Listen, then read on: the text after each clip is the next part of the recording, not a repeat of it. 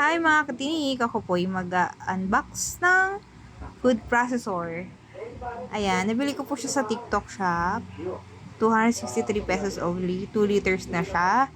Ayan, so ayan. Dahil excited tayo, fast forward na natin. So ayan. Ayan. So nag-read ako ng manual, pero tatanga-tanga lang. Ayan, sige. Assemble lang. Ayan. Pasensya na kayo, yung pusa ko, ayan. Ayan. Naku, yung pusa ko talaga. Nagpakita pa ng puwet niya. Kapag paikot-ikot, nakakagigil. Ayan. So, sige. Ayan.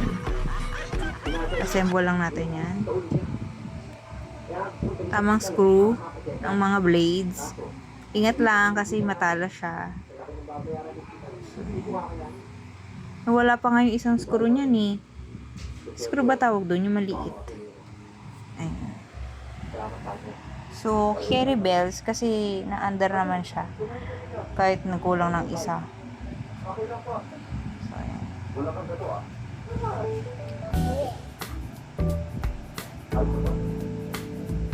Seryoso lang ang peg ng lolaw nyo. Ala, nag-slow mo. Ang galing. O, diba? Oh, ang galing ko. Ang galing ko mag-edit. Nag-i-slow mo. Tapos, sige, dinidinan ko lang yung pag-isko ko niyan kasi para matibay siya. Hindi maglasog-lasog yung blade. Paano to? Ba't ayaw na? Sobrang bagal. So, ano, ganyan. Naku, nakakaloka. Kanina ang bilis. So, yan. Hindi normal yan ah. Siguro nag-slow mo siya. Ayan.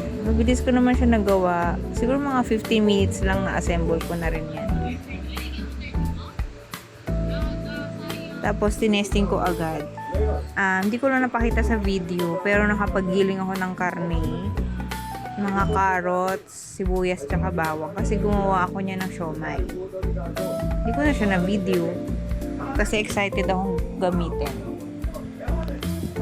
So, ayan yung screw niya. Kulang pala.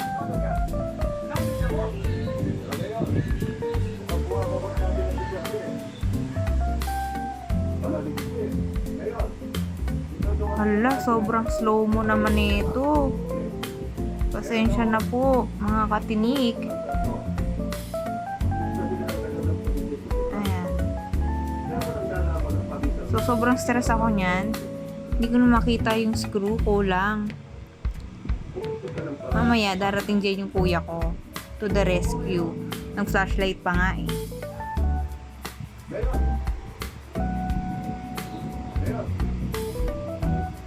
So, hindi ko na talaga siya maano. Ayan, mabilis na ulit. Ang galing.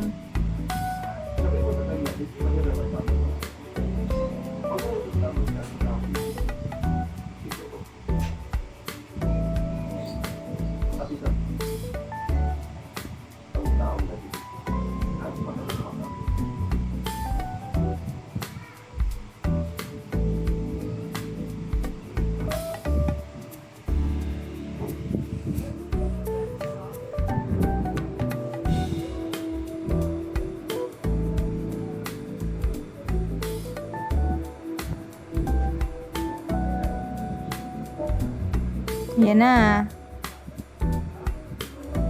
O, diba? Naghahanap na siya. Ako nakita pa nga yung yosi niya. O, diba? Nigpitan niya pa yan. Kasi di pa daw mahigpit yung pagkakascrew ko. So, ayan. Ang galing, diba? O, ganyan lang pala siya. Tapos, isasaksak mo na lang siya. Meron siyang function ng number 1 tsaka number 2. Thank you!